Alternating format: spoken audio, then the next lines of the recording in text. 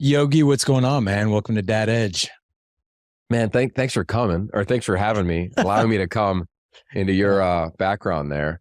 I was looking you up online in advance of this, obviously, and I think it's just really cool how your community has evolved over the episodes, but also the lifetime of the project. And it's fun, man. When I got noticed that I got a chance to come on this, I was really stoked because I love nothing more than talking about family now. Don't think I would have said that 10 years ago, but now Right. it's really at the forefront of everything I think and try to pour into, to be honest Yeah. with you.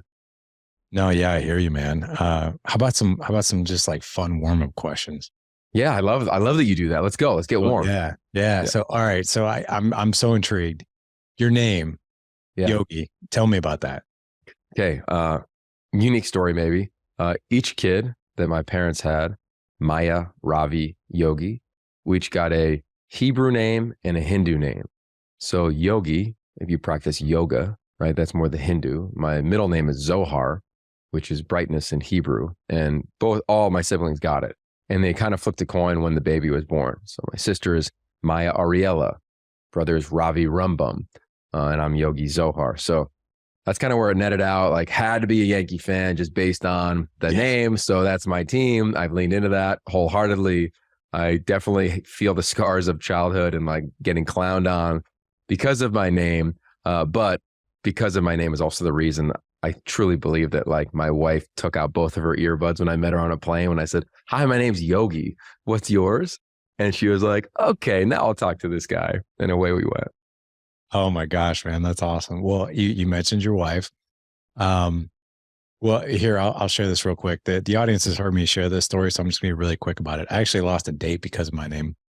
Stop. No, I swear, dude. It was a very dark night in my freshman year of college where I introduced myself to this girl. And again, I'm not going to repeat the whole story because the audience probably heard it.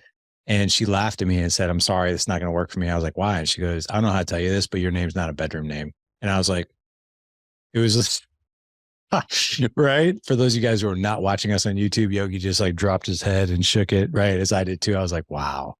But I think I dodged a bullet there. If someone's going to judge you on your name, wrong person. Yeah, I got dumped once in real time based on my zodiac sign. What? And it was based on the time of birth. The woman I was on a date with, she was like, "Can you ask your mom, do you know what time you were born?" I was like, "I don't remember." So I called my mom. She's like, "Yeah, it was 2, whatever in the morning." She goes, "It's just not going to work." But she was right. I'll say that. It definitely Yeah. wouldn't have worked. So definitely landed where I was supposed to. But what a random story, man. That's I know, classic. right? It's just crazy. So another warm up question. You mentioned your wife. Did you just okay, there's this girl sitting next to me on the plane. She's attractive. I'm gonna introduce myself. Or what was it about her that you were like, I need to talk to her? Oh, I remember yesterday. I was in Stanford, California, working college football, and I was at a practice, and one of the coaches said, "Hey, why don't you stick around tonight?" His name's Mike Bloomgren. He's the head coach at Rice now. And I said, "Yeah, sure." He goes, "Stay at my house. We'll have a bottle of wine, hang out." No, sure, bro, no problem. Next day on the flight, I walk in and I turn and look up the aisle, and I see this smile over a chair. And I said, "Oh my God." This might be very superficial, but I was like, "Oh my God, I'm about to sit next to a supermodel." So I roll down and I'm in the middle seat, and there's a guy in the window, and she's in the aisle, both headphones in, reading Fast Company. She's a designer. And I'm like, I got to talk to her. So I kind of tapped her on the shoulder and I said, "Hey, where are you headed?" She pulls out one earbud. She goes, "Home." Okay. Now put it back in. I got to go again. So I go again for number 2. And I said something like, "Hey, so how's your day going?" One earbud. "Good." Puts it back in. God. And the guy next to me looks at me and he's like, "Bro, give it up." And I looked at him like that look you give your kids every so often. Yeah. I was like, "Bro, I got this." Yeah. Gave it a beat and rolled back for the third and final time. And I said, "Hi, my name's Yogi. What's your name?" And she pulled out both and said, "Yogi, how'd you get that name?"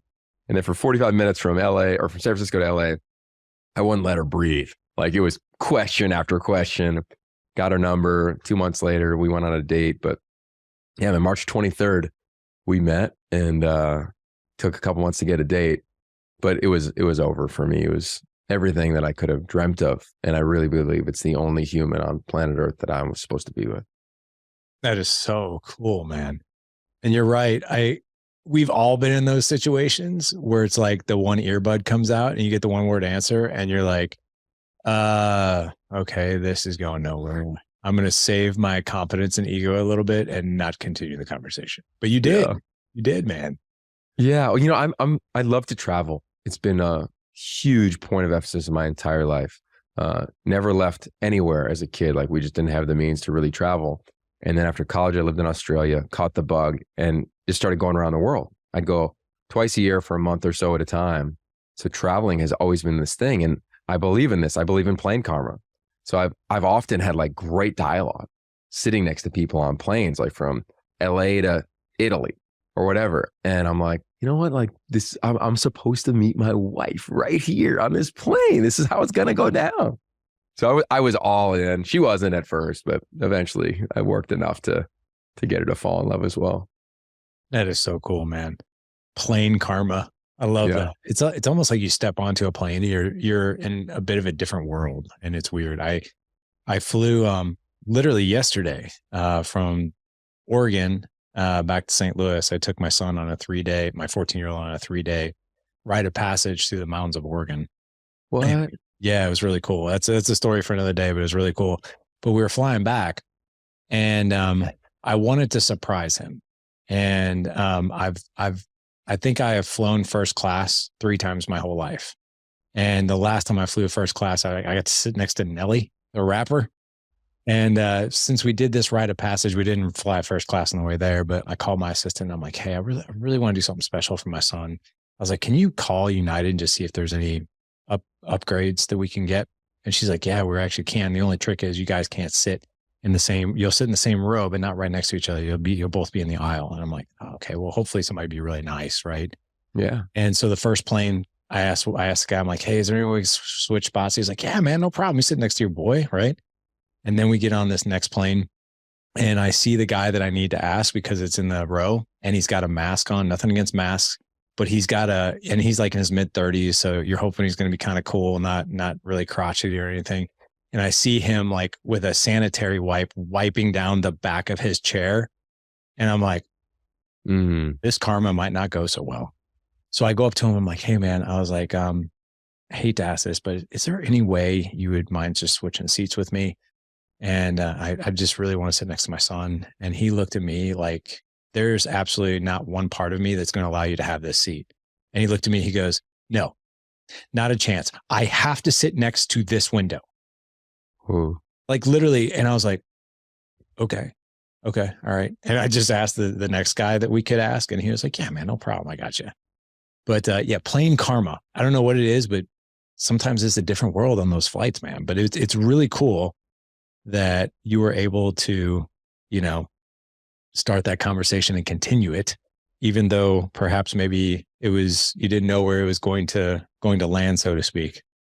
Yeah, for sure. I do agree with that. Like you can get into certain headspaces in certain places. Like I think the planes and the ocean are kind of similar.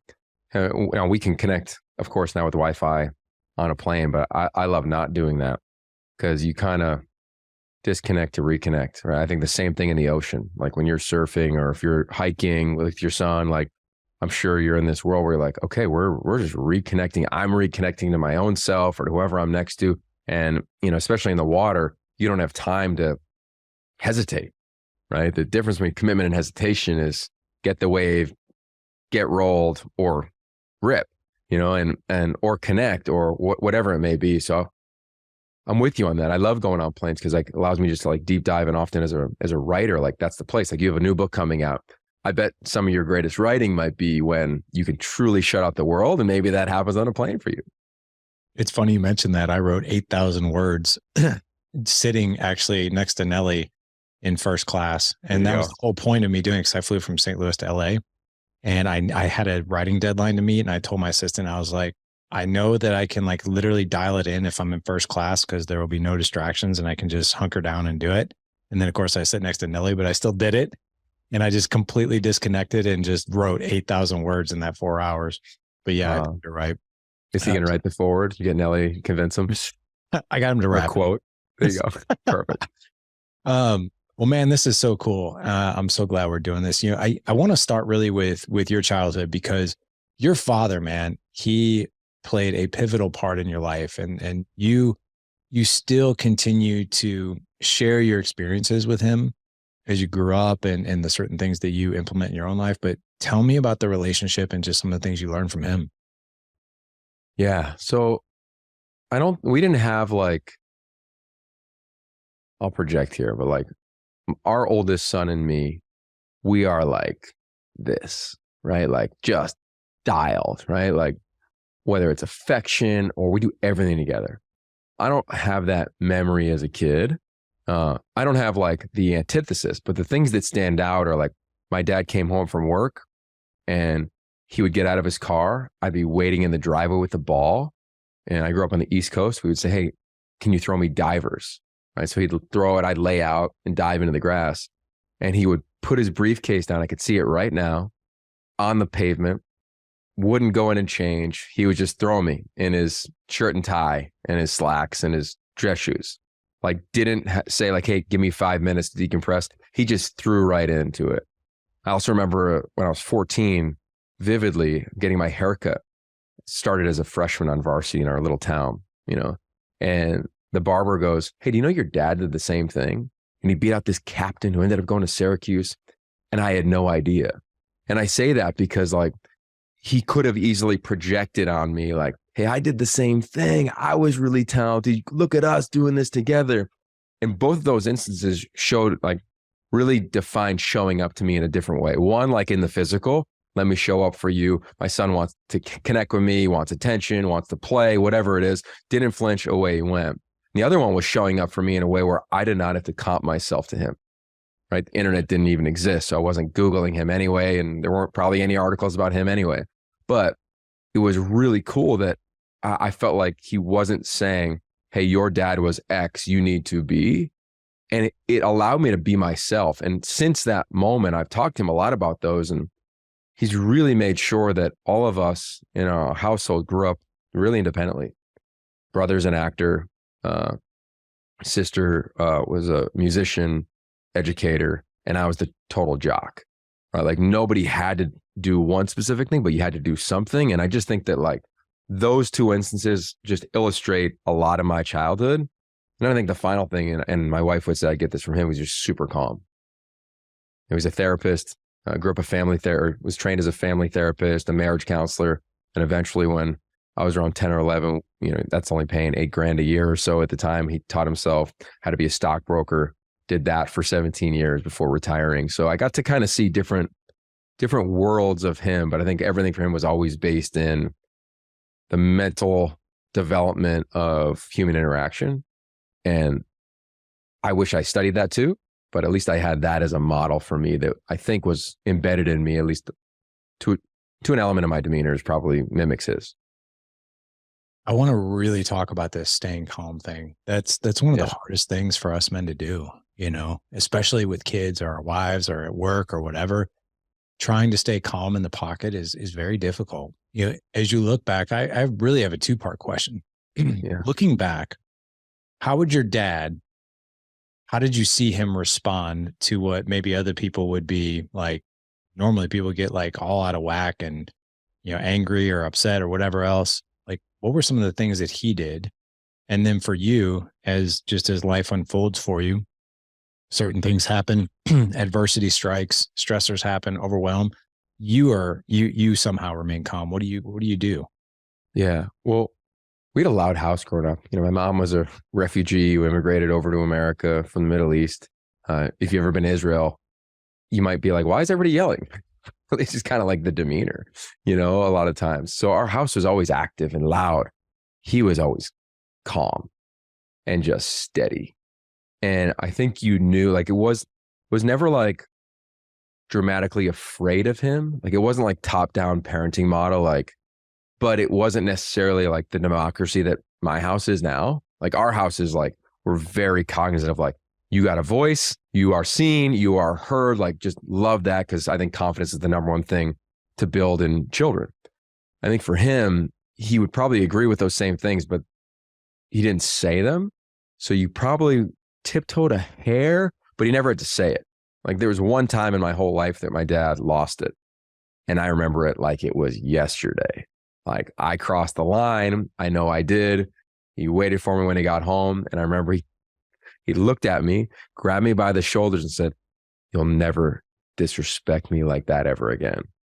And I was like, to this day, I tell our son that story, and he could, repeat it verbatim every time.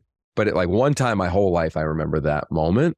And it was also very calm in how he did that. It was just like I referenced it. Voice wasn't loud.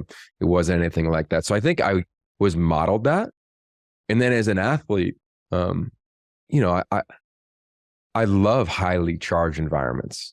I thrive the more competitive, the more people, the more packed, the more intense, the more back against the wall.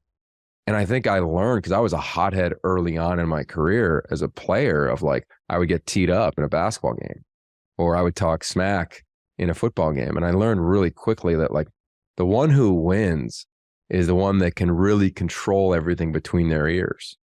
And the one who wins can incite chaos, but they know what they're doing when they do that. And it's almost like I'm setting you up to come in through the back door. And I think as an athlete, I just got so many reps at doing that and staying calm in crazy environments. And then when I got to college, it was like, can you be calm against the Miami Hurricanes? Can you be calm against West Virginia, was Pitt's rival back in the day? Can you be calm in front of 80,000 at Virginia Tech? Like, you had to be, especially for me, because I wasn't the fastest or the strongest. So I think that's always been my thing. And then when I got to college, my biggest mentor in my 20s was a guy named Pete Carroll, who coaches for the Seahawks. And he would always talk about poise. Like, we beat Notre Dame on the Bush push. If you love football, you know that game. If not, YouTube, just the Bush push. It'll pop up. And it was an epic game at Notre Dame, a rivalry game. We're undefeated, trying to win 3 straight national championships. And after that game, he'd say, you know what I was most proud of was my poise amid chaos. So he would kind of train that. And I really believe that Pete took the clay that my parents had curated and really molded it. So that's kind of where I net out now of like, why am I that way? Big part of that. And then I think as a parent, my wife and I are big into just like, we have to train your brain. So we meditate like crazy. Like, she meditates an hour at night, hour every morning. I probably get like 45 minutes a day in. But it's like vital, because you're right. Like, every time you have that freak out moment, because we're all human, like exhausted, depleted, came back from a plane, or for me, if I had like a game that I just broadcast, like you got nothing left. So your fuse is tiny. And I've had those where I'm like, and then I can quickly process like, okay, like definitely not worth it to do something that you don't want to do. Yeah. So I think that's like where we net out now. You asked like, what are best practices today? I think it's that. And then my son would say like, he'd say, Dad, you can't like be around my friends all the time. And I'll say, why not? And he goes, because you talk too much. Because I'm a talker. I'm like, I want to talk it out all the time. Yeah. So I think that's helped me though, deal with the knee-jerk reaction that we've felt. Right. And I'm not perfect. Like, I've definitely had those like snap moments with our kids.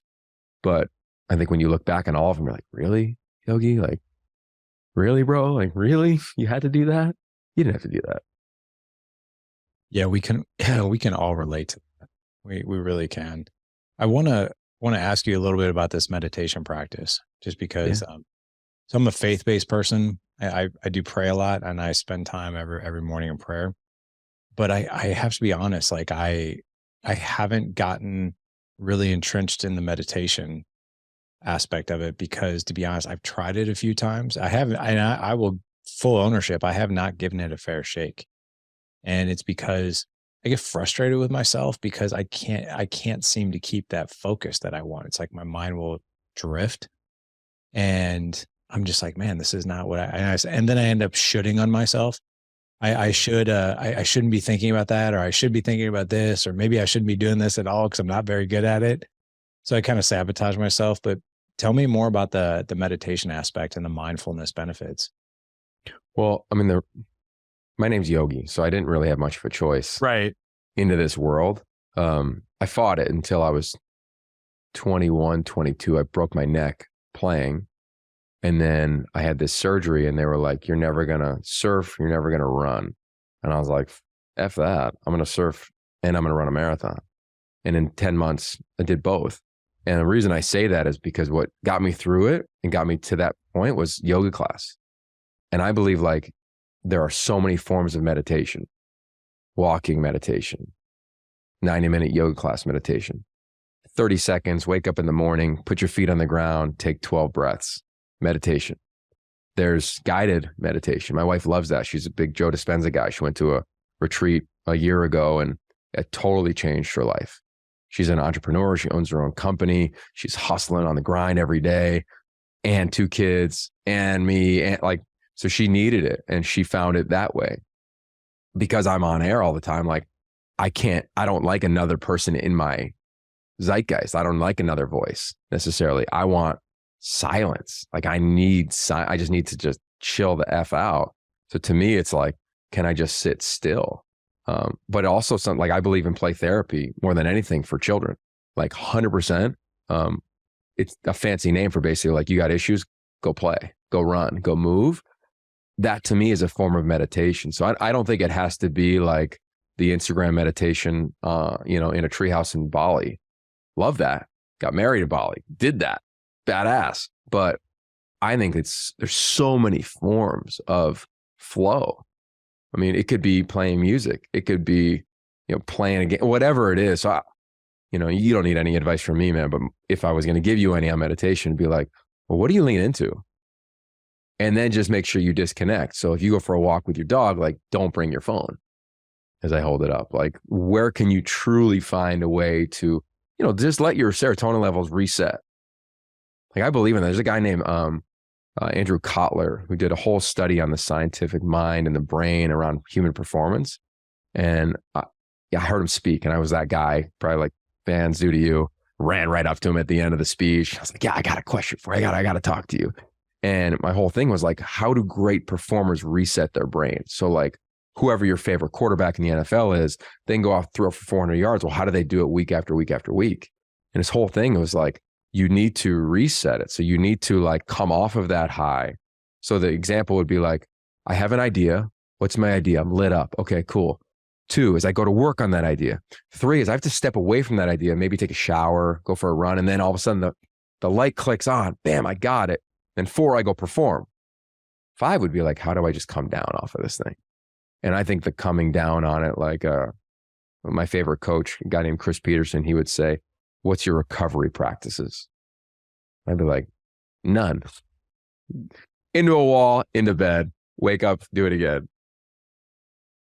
That's fascinating. As you're talking about this stuff, I'm typing here in the background, I'm taking notes. Can you go through those 5 steps one more time?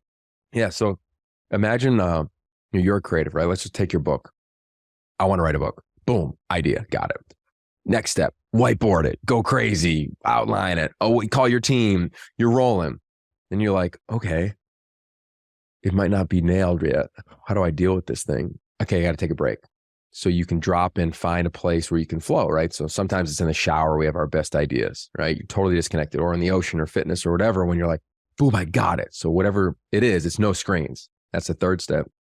And then 4th is you kick out of that. And then you drop into the state of like elite high performance, peak performance, and you're rolling. You're Aaron Rodgers, you're Dak Prescott, whatever, your favorite player, your favorite performer, balling out in the biggest game on the biggest stage. And then it's over. You can't come right back the next day and be like, okay, I got the next idea. You have to allow yourself just to reset. So having those recovery practices, I think, are huge. Like, so here's a little one for you that you'll relate to. Let's just say your next speaking gig, you fly back to St. Louis and you have 1 of 2 options. You get dropped off at the front door by an Uber, Lyft, taxi, whatever. You can walk right into the house or take a lap around your block. No phone, leave it in your bag, no nothing, just literally stare at the stars, take a minute, say a prayer, whatever quote unquote meditation you want. Could be 30 seconds, 3 minutes, but something to just, let me just come on back, the overused phrase, be where my feet are. Now I could walk in. I had a game this weekend and my wife caught me coming in on Saturday morning. She was walking out of the house, putting something in the car, and here I am making the turn around the block. She goes, how long have you been walking for? And I was like, just like 10 minutes, I just needed to kind of make sure that I was ready to come into this environment, because you've been dealing with the environment while I'm gone. So we can kind of have a trade. So it's something maybe that you could think about. You've got my wheels turning big time, man. Let's go. Right? I'm sitting there thinking like, God, no wonder I've had such great ideas in the shower or right before I go to bed. It's like you're just laying there. But you're right. There is something really cool about that silence. And, I do believe in things are meant to be. Quick side story here. So I told you I took my son through this 3-day rite of passage, and I had my phone with me because I want to take photos of it. And I was actually with 5 other dads and their sons as well. So there was a group of us. But on one of the days, we hiked up Mount Tumalo in Oregon, so we could look out at the Sisters Peaks and Mount Bachelor and Mount Hood and all that. And there was like a whole evolution that I won't get into of getting up the mountain. There was 3, 4, 5 feet of snow. We had snowshoes on. I've never hiked up anything in snowshoes, so that was an experience. And I forgot my phone. Totally forgot my phone. And my son had his phone. And I asked my son, I said, hey, can we use your phone to take photos of this adventure up this mountain? He's like, yeah, no problem. I got to tell you, Yogi, there was something to be said about the calm in my mind, because I didn't even, not to mention, even if I didn't have it on Do Not Disturb, but it wasn't in my pocket, I didn't feel it on me. I was 100% immersed in the moment. Yeah. And even though that hike was hard, going up and down that mountain in snowshoes and 3, 4, 5 feet of snow, I got down off that mountain and I was like, I started thinking we actually built a fire, and this is around in the snow, outdoor fire. We're eating some soup and drinking some hot cocoa with the other dads and their kids. And I was like, I feel unbelievably refreshed, like so refreshed that it feels uncommon for me to feel this refreshed. And I asked myself, I was like, what's the common denominator here? And I was like, I didn't have an electronic device on me at all. Like I was completely disconnected, but yet so connected to what was happening in my son. And I came home, and me and my son last night, we were writing in our journals together, just recapping some things. And it's interesting that you say that, because we're always like, disconnect from the world, put your phone on airplane mode, put your phone here or there. But it's still, even if it's in your pocket and it's turned off, out of sight, out of mind, or even if it's in your house or something like that, it's charging, there's still that quote unquote connection that I realize is still there. And in order to completely and totally, as you use your words, reset and feel as good as I did during that reset, I was like, I am going to create blocks of time where I do not even have access to my phone whatsoever. Like I just do not have access to it.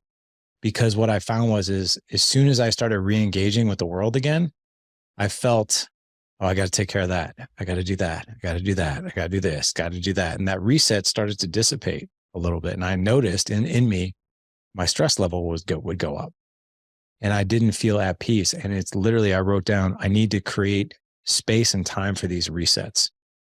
And it's crazy that I'm talking to you like literally the next day, and we're talking about this very thing. But how important do you think is that for just men in general, husbands, fathers, to make sure that they're diligent about that? Yeah. One, I was taking notes as well, and I'm like, trips with my son, journaling, like I look forward to that. Like, what men's groups in LA, if you're there, let me know, or dad groups. I think it's huge, man. I'll tell you, one of my biggest fears as a dad is that either one of our sons comes home with art from school and it's a picture of their family, but their dad's on a phone or their mom's on a phone. Our 2.5-year-old, he loves cars. We picked up a car yesterday and went, hello, hello, hello. I'm like, oh, damn. This is interesting. Like, is he just playing phone, or is he seeing us on the phone? Like, and now, like, football season, we're recording this early December, is pretty much over. And my cycle is like, I go hard August through December. And then I'm like around a lot more. Like I've been on a plane for 18 weeks every weekend. And I wonder like, okay, how can and I think to your question, like, men, how can we make sure that we create boundaries that our parents never had to create? Right? I said that story with my dad. Nobody called him at home, didn't have email at home. Nobody anticipated a text coming back at 10 o'clock. And I'm often like sending those. Now, I don't have like employees, but it's just like colleagues. Hey, check this article out. Look at this tweet. Check this thing out. It's notable. And part of me is like, no, I can do better than that. And now we're in like this 24/7 news cycle, especially in sport. Like it's always happening. And I even have on my phone, like at 8:30, it goes to sleep. But I'd be lying if I said I didn't turn it off 50% of the time just to check like what else is going on. And I think it's important. I think it's important on a couple fronts. One is like for our own mental health. Like social media used to be a place of great dialogue, great discourse, and connectivity. It can be those three things. It could also be countless others, which aren't good for us. I've felt that and noticed that and started to pull away from it and try to be more purposeful around it really over the last 2 months. Because of what college football, like I've called way bigger games this year than ever before. So I feel the dark side and I'm like, this doesn't feel good.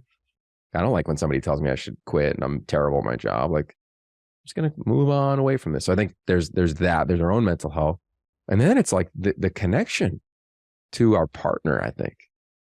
You know, like we can all scroll all day long, but even last night, my wife and I were on the couch and we're scrolling around watching like Welcome to Wrexham. We have our phones. And we just turned it all off. And I was like, let's just talk about how's life, you know? And I think there's an element of like, yes, interpersonal between our own ears. What's our health like to create the time and space for it? But also what is it opening up? It's opening up true catch up, true download from the day, true forecast of the future, really front loading like those, what I'd call like first principles in our marriage. Like what's the first principle? And if it's being impacted by a device, then like, damn, that ain't working. And then I feel you on the photography side of it. Phones they do everything. Part of me now is like on our next trip, like I'm just going to bring a real camera. So I just leave the phone in the car, need it for directions if we need it. Because I could feel it kind of becoming a thing, especially as my kids get older. You got older kids, so I love your advice.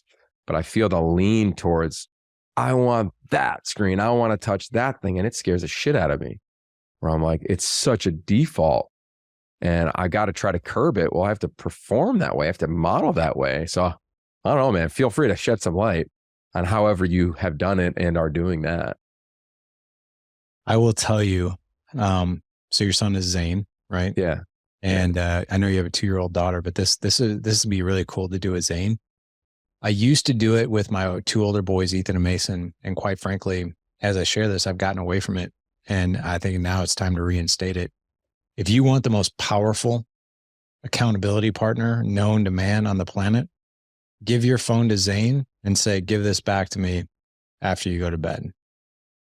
Like I used to do that. And like I said, I've gotten away from it, but I'm going to start doing that again.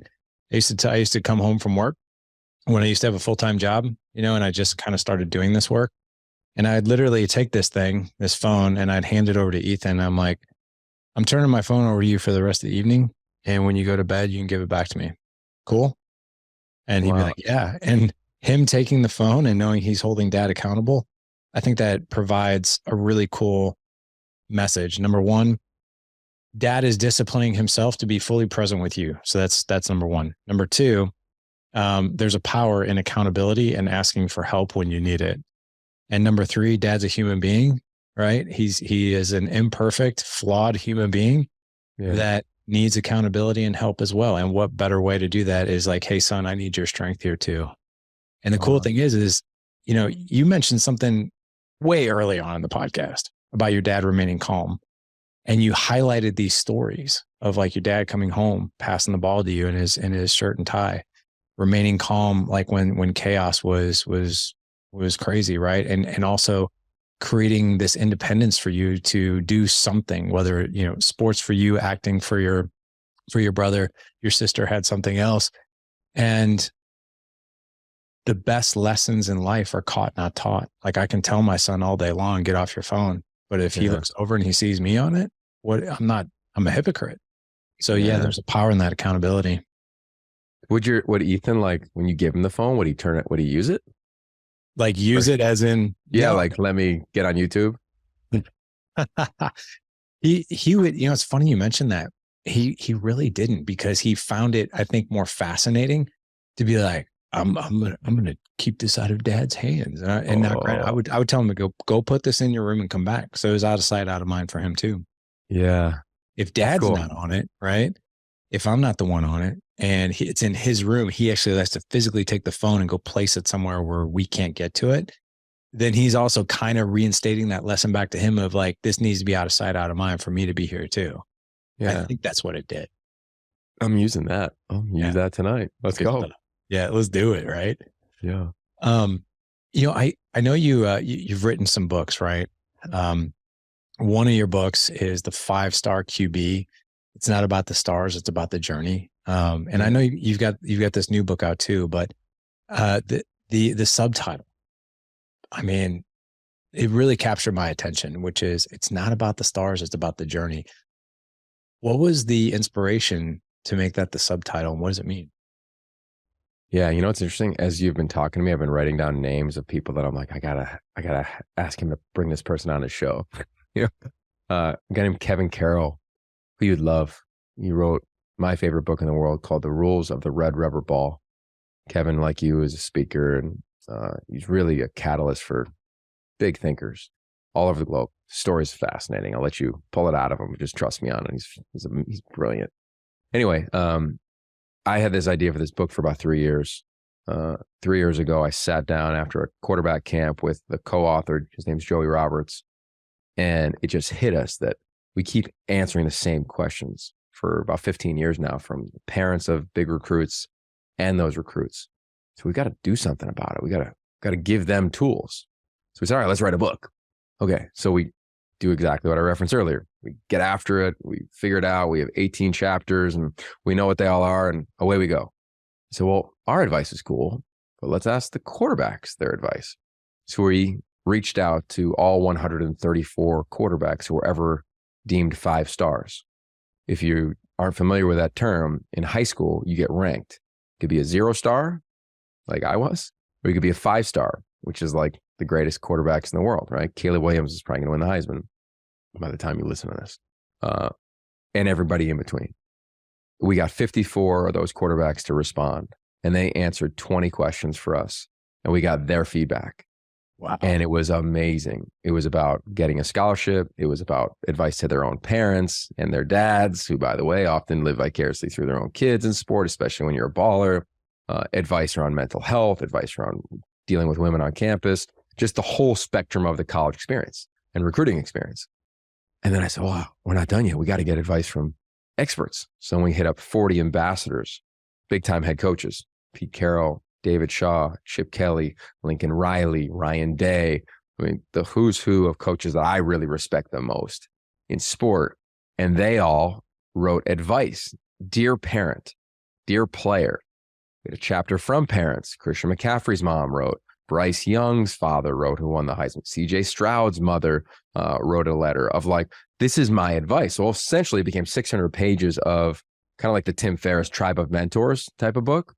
That's what this book is.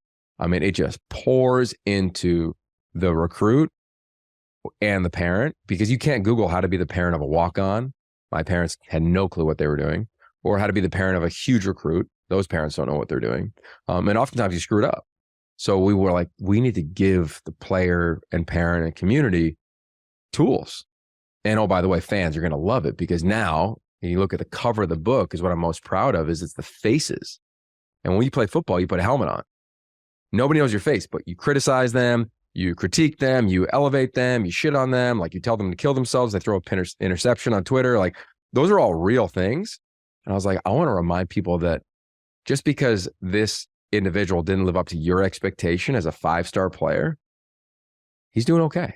He's a human. He just got married. He just got a job. Like, maybe he didn't become the player that you want him to be, but he's happy now. Here's some of his struggles.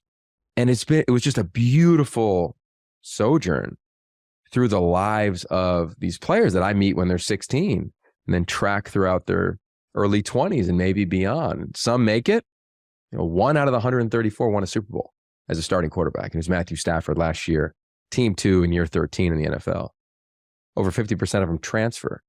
Most of them don't make it, but they all make it in their own right. And I was like, we got to help this community because the expectations externally are through the roof. And most people don't know how to even manage it that are 18, 19, 20 years old. Yeah, I wish that was required reading for every parent of a youth athlete. And and also coming from the athletes as well, right? To give advice to youth athletes. I can't even tell you. We're knocking on the door of 1,000 episodes right now. And I can't even tell you how many professional athletes we've had on the podcast.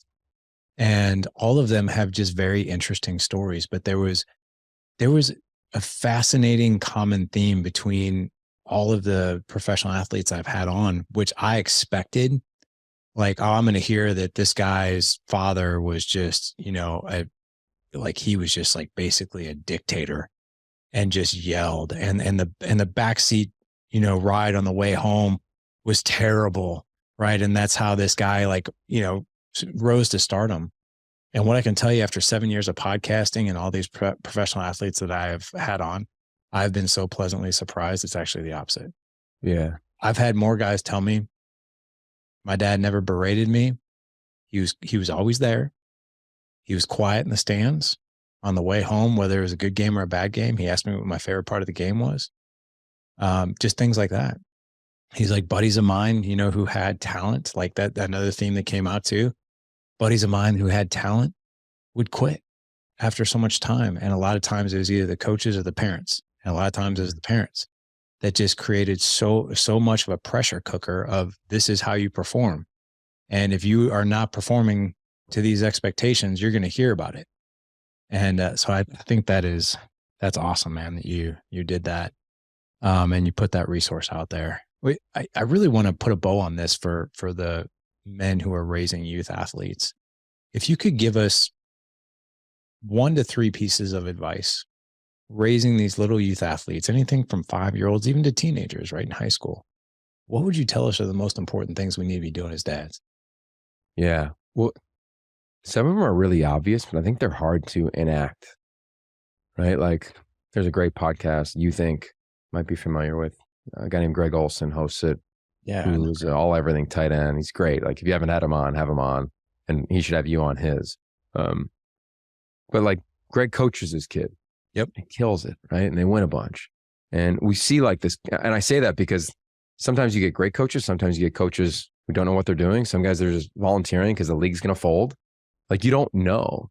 And I was given great advice about a month or so ago from the guy who is considered the godfather of youth and high school sports. His name's Andy Bark. And he said, you have to find out in your own way why the coach is coaching.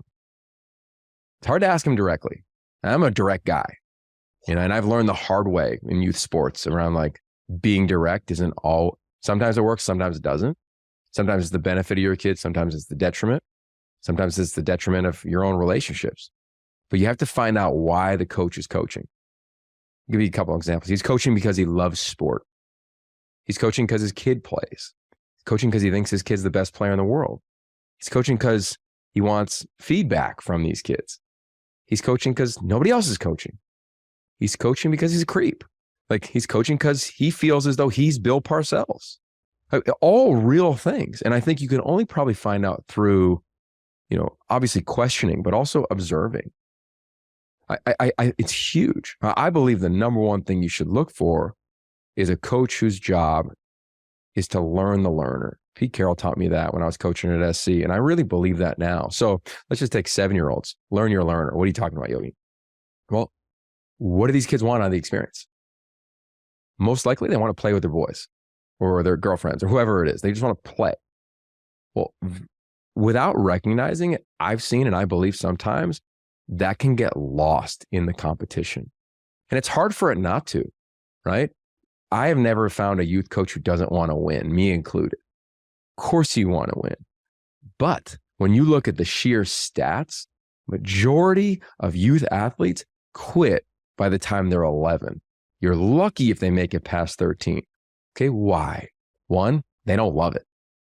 They're playing it because they play it. And that's super fair because you want to get your kids involved. I do that with our kids. Like, hey, I just want to do something, right? 2, had a brutal experience with parent, right? 3, brutal experience with coach. It probably, or they're into it and away they go. And I really believe that the way that we can change that stat, which is a major mission of mine, is to remind ourselves, what does our learner want? They want to go play. So let's take baseball, first practice. I'd recommend teaching your kids how to play kickball, because that's all they play at recess. Teach them about the bases, teach them how to run, teach them how to have fun, teach them how to slide, whatever it is you want to teach them. And then I'm a big fan of like pods. Put them in dynamic areas where they're always moving, always thinking, always curious, always competing, always having fun. And that to me takes a lot of structure. And I think that's really hard to do because sometimes you're one coaching 15 players or 10 players. How are you supposed to do that? So that I got dramatic empathy for that, but I do think that's the number one thing you need to find out. Because if you're a travel team, that's a different intensity to it. I understand that. I signed up for that. But if it's like your local community team, it's a different intensity to that. And I think that's really important and vital to remember. I think 2 is to remember, and this isn't, it may come out negative, but it's not meant to be. Most, if not all of the players on your team will not play in the pros. Don't treat them like that. It's just reality. Yeah, let them. And I go back to play therapy. Like what I think that young kids are going through now is things that like you and I never had to. Right? Here's an example. Our oldest son has long hair. He gets his hair cut. The other day we pull up to the school and it's about 90 minutes of him in the car being like, I don't want to go in. So why? He goes, because last time I got my hair cut, I got teased the whole time. Yeah. Everybody made fun of me. They call me a girl. I don't like that. I think da-da-da. Zane, I think you're brave enough. I'm not brave, Dad. I'm not brave. Saying, you can do this. You can do hard things. I can't do this. I can't do this. And it was like this world where I was like, oh my God, I don't have an answer. I don't know what to say. I'm not going to force him to do it. So I just sat there 90 minutes. Okay. And we eventually got to the place where he went back into school. But as I came home, I thought to myself, oh, no shit, Yogi. He's seen 1,000 images, thousands more than I did at 7 years old, because he sees like mom and dad scrolling on Instagram, or he's scrolling on Netflix or whatever it is. So he sees all these comparisons. And I go back to like, where's his play therapy? How is he going to work through this? How is he going to play through this? So I think that's a huge part of youth sports. So long-winded, answer your question, put a bow on it. 1, learn your learner. What does the group want? And it's going to be a mixed bag, but they probably just want to hang out with their buddies. Cool. How can it be dynamic and how can it be founded in play? Not founded in outcome. And then lastly, it's probably not about you as the coach. You've curated the environment. You're probably not Phil Jackson yet. You might be, but even Phil Jackson, even Pete Carroll would say it's never been about the championship. It was always about the path. It was always about the connectivity. It was always about the joy. It was always about the play. 100%. Steve Kerr would say the same exact thing. So I'd say those 3 things would be vital for coaches to lean into to help out youth athletes. Man, I love that. It's always fascinating, hearing, the psychological aspect and the impact that we think things would work, but it's the opposite. Quick side note, and then I want to ask you about your book, Finding Free Fun. Yeah. I'm excited for this, man. This is so cool. My son yesterday, he's 9. He's my 3rd born. I have 4 boys, and he just started playing soccer this year. And he was playing soccer yesterday, and he's your average player. He doesn't score a lot of goals, but he's giving out his effort. He has a smile on his face, loves to play the game. And yesterday he did something that I thought I was so proud of. Had nothing to do with how fast he was running, had nothing to do with a goal he scored. He was playing defense, and his goalie had goalie gloves on, and he couldn't pull his sock all the way up. It had fallen down around, and his shin guard was kind of flopping. Yeah. He's over there. He's trying to pull up. He couldn't do it with these socks on. So my son runs over to him and pulls his sock up for him. And he comes off the field. And I was just like, that was the best play of the game for him in my mind. And he came off the soccer field and he was a little disappointed. And I was like, hey man, I was like, what, you okay? I was like, you look like you're upset. And he goes, I didn't score the goal. I told myself I was going to score a goal. I was like, yeah, I was like, you'd be disappointed about that. Like, I understand that because you had that on your mind. I was like, but you know what? I saw something bigger. He's like, bigger than a goal? I'm like, yeah, bigger than a goal.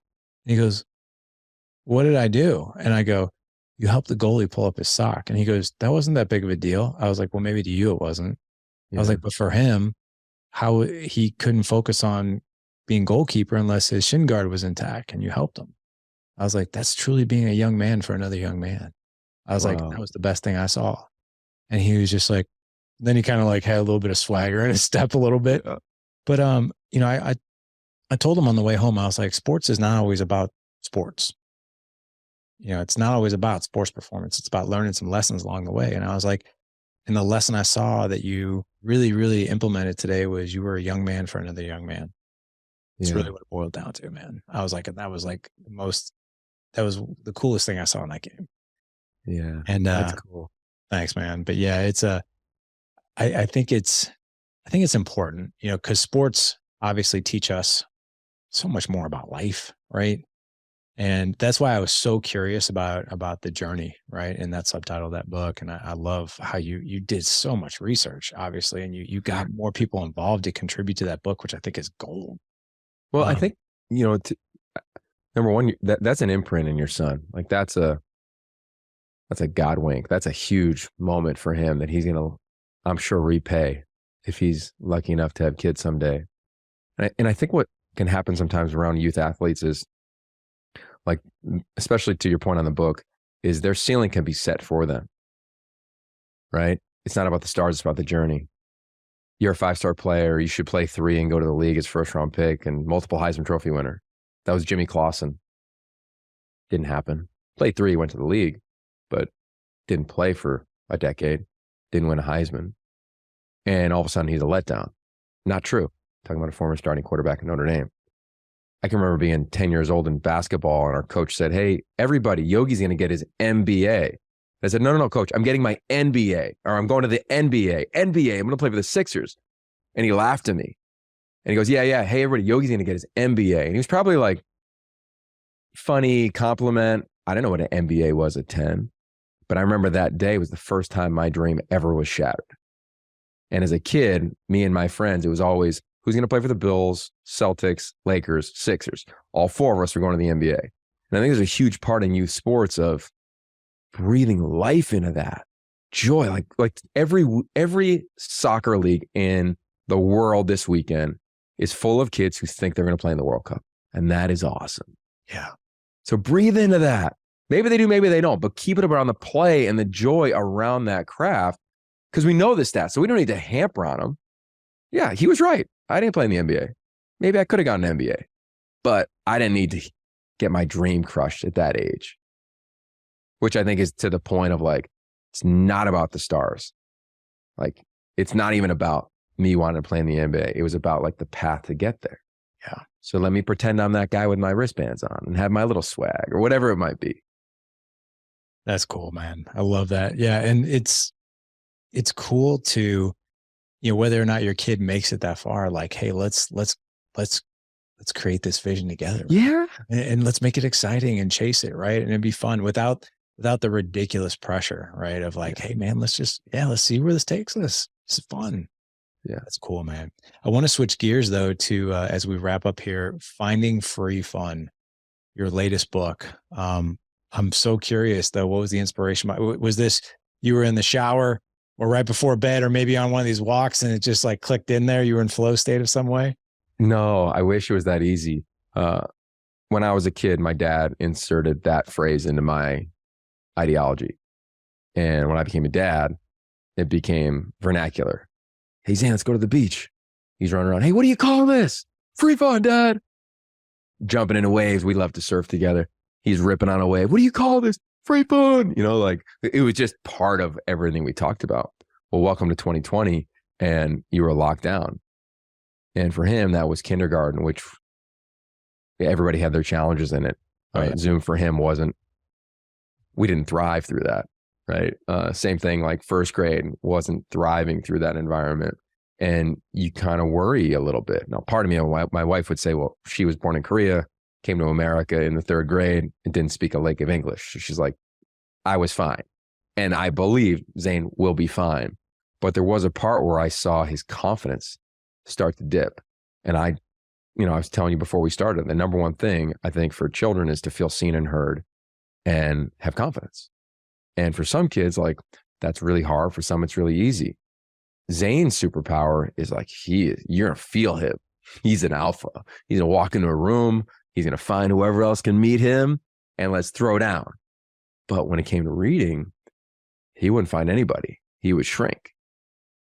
Fair, understandable, talk to his teachers about it. And as an artist and as a creative, I was like, well, let's do something at home. I'm just going to sit back and watch. Like, the boy I love most, like, I got to help, right? And our second wasn't even, Amy was pregnant at the time. So in 2020, I was like, yo, dude, let's write a book together. And at the time I was talking to this company called Vooks, which is amazing. They do animated books that are digital. You can watch them on Netflix, watch them on an airplane, you can watch them on your iPad and go to the Vooks app, Vooks. And they also do the hardcover. And I had been pitching them books for about 6 or 7 months, and they finally gave me the green light. And I was like, okay, dope. So I wrote it and rewrote it. And then as I would get illustrations, I would show it to Zane. And as I would write it, I would show him the lines. And it was built in a way where he could read the words. And I just wanted him to be confident, man. Like, to be honest with you, like, I just wanted to pour into helping him read. And this became that vehicle.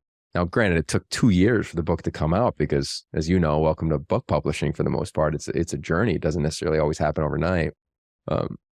And it was beautiful at night, I'd take a draft into his bed. Like, hey, what do we think about this? And he'd read a little bit. And then a couple of weeks later, another one and another one and another one. And yeah, that's kind of how we netted out. And that was the inspiration wholeheartedly, was that. And then it was to write a concept that maybe could help out other kids or families and introduce them to this concept of free fun. Because we all had as I referenced, hardships in 2020. Like, my wife and I were both furloughed. Everybody had their own issues financially, probably. We're in a unique financial time now in this country. Cool. There's a lot of hikes you can take, walks you can take, adventures you can find wherever you live. And I really believe, like, for a kid that grew up in the middle of nowhere, we had free fun in the middle of nowhere, Pennsylvania.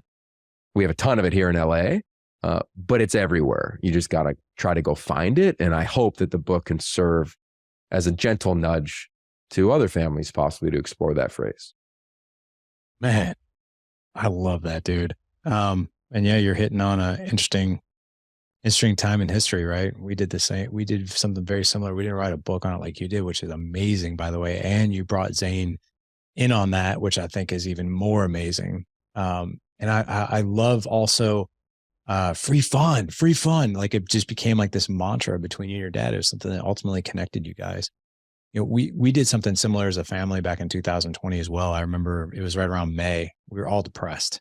Like, God bless, like, is the world coming to an end and all this other stuff? And we actually sat down as a family and we're like, all right, Team Hagner, like, how do we make the best out of this?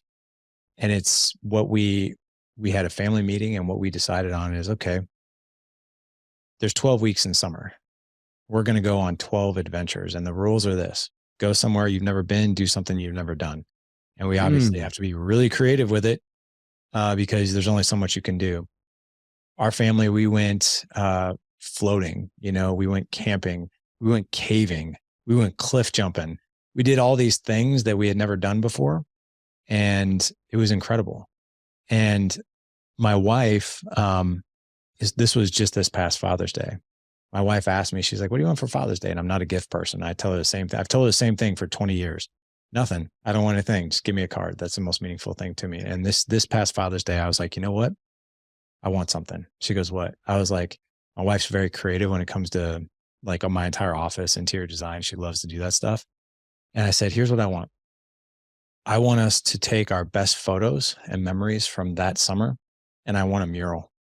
Yeah. I want pictures that take up an entire wall of moments that we had as a family, and some sort of quote in the middle. And I came home from a trip. I actually flew out to LA for a podcast, came back, I was with my oldest son because boys will travel with me from time to time.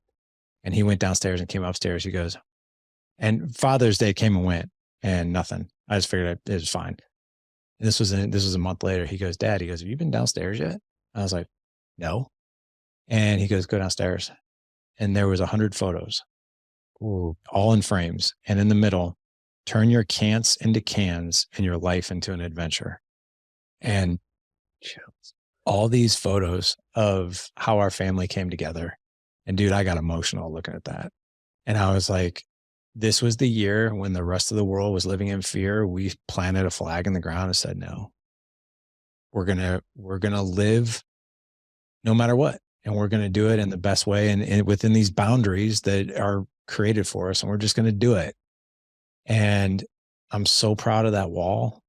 Every time we walk past it, there's that feeling of like, hell yeah, we did it. And for you guys to take, that same approach to this book, right? Of like, hey, well, what can we do? Not versus like all the things that are horrible and terrible and what we can't do, but what can we do? And you bring your son along for the ride, and then you write this, and then it gets published for the world to be reminded of what we can do. Dude, that's amazing. And that is something that you and Zane will forever have. Like, and I just want to honor you for that, man. That's awesome. Yeah. Back at you, bro. Yeah. Well, you need to come hang next time you're in LA. Well, I will be. I'm going on Johnny Berthol's show in January. So I'll actually be there January 13th. So. Okay. Come over at our house. Get a coffee on us for sure. Dinner, whatever you need, man. That'd be awesome, man. This has been so much fun, man. I want to make sure that the audience, if they want to connect with you, grab copies of your books or follow you on social, where's the best place to find? I mean, obviously your name is so common, so it's really hard to find you. A real challenge. Yeah. Yeah. But where can they find you? Yeah. Well, all the books are easy. They're just on Amazon. Just pop in 5-Star QB or Finding Free Fun. We'll show up at your house in a day or two. And then for me, I'm Yogi Roth on all of them, right? All the social platforms, whatever you want. Or yogiroth.com is my website. And I'm easily accessible, especially around this topic, man. Like I'd love to have another conversation with you on either one of our platforms where we talk about like tools for parents. Cause there's a lot of questions and a lot of answers. I don't think any better or worse than another, but I think the conversation is something that I've learned. It takes courage to drop into that. And it's hard. Like, I can remember my wife and I talking to a family and being like, are you dealing with this too? And they're like, oh yeah, bro, 100%. And it just kind of hit us both. Like, I think we can be afraid sometimes to ask, hey, how you dealing with that? Are you dealing with that? Oh, you're not dealing with that. Oh shit, we're dealing with that. And I think now, much like 2020, I leaned into dialogue. As a parent, I think we have to keep doing that because all of us probably didn't major in early childhood development and brain development and cognitive discipline and all that stuff that we wish we learned. At least I wish I learned. But now I'm like, I want to have more of these you and I type of conversations, man. I agree, man. I would love to have you back for sure. We will absolutely get it scheduled. We start the new year and let's definitely have you back in the first part of the first year. Yeah. And we'll do something when you're in LA. Come to our place. Be awesome. Make it happen. Cool. Well, gentlemen, you're not going to have to look far at all for this podcast. You can just head on over to thedadedge.com/Friday 83 for this show. Again, thedadedge.com/Friday 83 for this show. If you want to connect with Yogi, we'll have all his social media handles as well as the Amazon links for his book. And follow this man, support this man. Obviously, he's doing very good work in the world. Yogi, thank you so much for coming on, man. This was so much fun. Yeah. Back at you, brother. Much love. Much love back, man. Gentlemen, go out, live legendary. Take care.